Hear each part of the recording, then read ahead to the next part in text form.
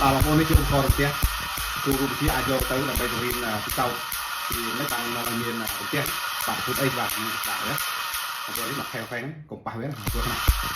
đầu tiên nó bật đàm một video ấy hai vì bạc bồi khác hai tàu dương ai cà phê bạc lan á để chỉ thiên bọt video này này và tập phút ấy để nó mọi miền đầu tiên và đầu tiên cứ chỉ khi tự có TP khi tự có thùng trên TP bẩn tổ bị tự kiến nó đại sầm lập mà được và chỉ chuyên Campuchia bỏ user và chiêm một quân đấy tăng vì cái rộp thể tệ nó tạm bài ca là cam ca krom hoàn trai và chiết bản đề ca vàคือថាជាmột quân đấy tăngពីឆ្នាំ91រហូតដល់2025យ៉ាងនេះហើយឆ្នាំទៅ2024ហ្នឹងគឺមនុស្ស60នាក់ជាងបាទ64នាក់បានស្លាប់ដោយសារតែរន្ទះបាទរន្ទះគឺជាបាតុភូតធម្មជាតិដែលវាកើតឡើងនៅក្នុងបរិយាកាសពេលដែលមានផ្គរហើយភ្លៀងជាគ្រោះធម្មជាតិបាតុភូតធម្មជាតិដែលកើតឡើងហើយវាសាហាវវាគ្រោះថ្នាក់ខ្លាំងនៅក្នុងខែ5និងខែ6នេះបាទចឹងបងប្អូនបាទហេតុអីបានជាខែ5ខែ6នេះវារន្ទះហ្នឹងមានភាពសាហាវខ្លាំងបាទ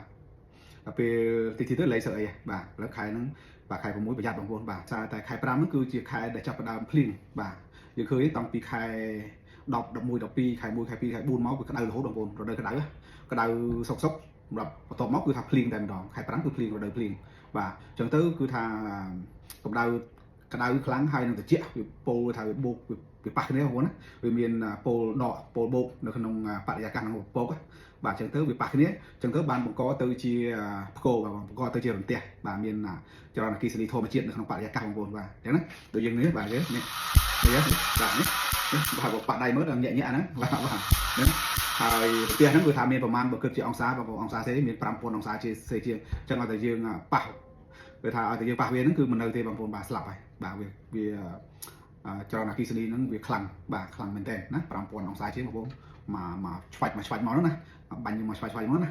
បាទអញ្ចឹងទៅវាភិជើនវារន្ទះហ្នឹងវាចាប់ផ្ដើមពីធ្លាក់ពីលើបាទវាពពកមកបងប្អូនពពកមកក្រោមវាបាញ់ពីលើមកក្រោមនេះបាញ់មកក្រោមអញ្ចឹងណាអញ្ចឹងអ្វីដែលនៅទីទួខ្ពស់ជាងគេវាប៉ះជាងគេបងប្អូនចរន្តអគ្គិសនីពីលើមកណាពីរន្ទះបាញ់មកអ្វីដែលនៅខ្ពស់ជាងគេឬដើមថ្នោតដើមអីខ្ពស់ជាងយើងវាប៉ះមកគឺត្រូវដើមថ្នោតថ្ងៃបាទអញ្ចឹងបាទអញ្ចឹងពេលយើងដើរទីវាលក្មេងៗគឺគោដើរទីវាលនៅវាលស្រែវាលអីហ្នឹងណាអញ្ចឹងពេលចឹងក្មេងៗវាខ្ពស់ជាងគួយអញ្ចឹងបើសិនមានរន្ទះមានអីគួយមកគឺថាដឹងអាប៉ះក្មេងហ្នឹងហើយអញ្ចឹងក្មេងហ្នឹងអាចឆក់បាទអញ្ចឹងឲ្យឆក់បាទវាបាទរន្ទះហ្នឹងវាជាឆក់មួយបាទជាចរន្តអគ្គិសនីឆក់មួយអញ្ចឹងវាអាចប៉ះទៅវាអាចស្លាប់បាទបងប្អូនណាហើយបើសិនដើមឈើនៅក្បែរយើងវាប៉ះដើមឈើហើយបើសិនយើងនៅធម្មតាយើងភ្លៀងទៅយើងចូលក្រោមដើមឈើអញ្ចឹងទៅវាអាចប៉ះបាទក្នុងបរិវេណជុំវិញ6ម៉ែត្រជុំវិញដើមឈើហ្នឹងសិតតែតំបន់គ្រោះថ្នាក់ពេលបើសិនជាផ្គររន្ទះហ្នឹងវាប៉ះដើមឈើមកយើងនៅក្រោមដើមឈើសិតត្រូវរបស់វាសិតដែនអគ្គិសនីរបស់វាហ្នឹងណាបាទអញ្ចឹងដើម្បីការពារបញ្ជីខ្លួនយើងកុំឲ្យគ្រោះថ្នាក់ពីចរន្តអគ្គិសនីពីរន្ទះហ្នឹងណាបាទអញ្ចឹងពេលភ្លៀងយើងកុំចេញក្រៅបាទកុំចេញក្រៅណាហើយបើសិនជាយើងនៅក្រៅហើយពេលភ្លៀងយើងកុំជ្រោកនៅដើមឈើកុំចូលដើមឈើបាទអញ្ចឹងទៅជាគ្រោះថ្នាក់បាទហើយបាទយើងចេញបាទបើសិនយើងអាចនេះបានយើងនៅខាងក្នុងផ្ទះណាកុំដើរចេញក្រៅពិសេសហើយវាមានភាពកាយសាហាវនៅខែ5ខែ6ហ្នឹងដោយសារតែខ្យល់រដូវប្រាំងទើបបានបញ្ចប់ហើយពេលសុកគឺរដូវភ្លៀងមកវាត្រជាក់ក្តៅហើយត្រជាក់ជួបគ្នាបងប្អូនចូលប៉ះបង្កើតទៅជាចរន្តអគ្គិសនីណាបើថាពោលដកពោលបូកណាអញ្ចឹងតែដល់ពេលខែ7 8ទីទៅលេខទៅអីបាទលេខទៅកាចសាហាវបងប្អូនណាបាទហើយមួយទៀតវិធីការពារដើម្បីកុំឲ្យគ្រោះថ្នាក់ឥឡូវគេទិញប្រដាប់ការពាររន្ទះប្រដាប់ការពាររន្ទះតាមផ្ទះគេបាទអញ្ចឹងទៅអាចការពារបានបងប្អូនបាទហ្នឹងក៏ជាជំនួយមួយដែរណា